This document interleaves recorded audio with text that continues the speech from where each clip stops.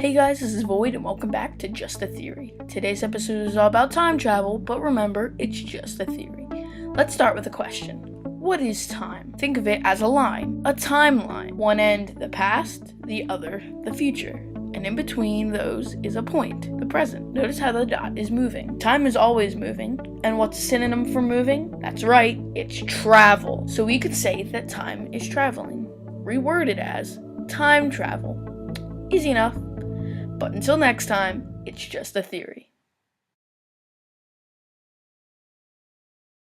Wait, calm down. While this is time travel, it's not traveling enough. Okay, let's direct time further. This dot, it's a train, and this train contains everything traveling along our timeline.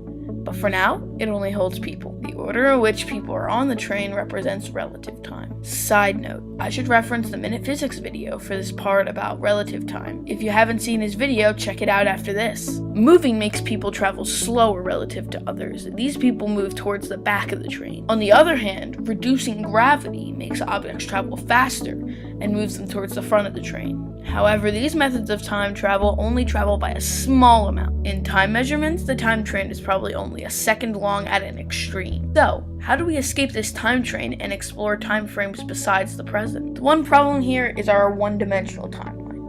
One way we could do this is by taking our timeline and bending it into the second dimension.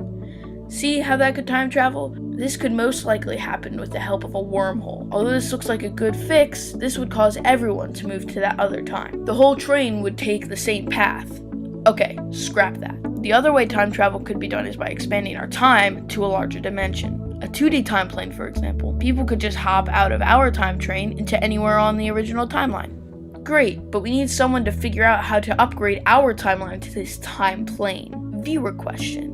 How do we know we don't already have 2D time? That's a good question, and that can be answered in two ways. If we had 2D time already, why wouldn't the universe be using it?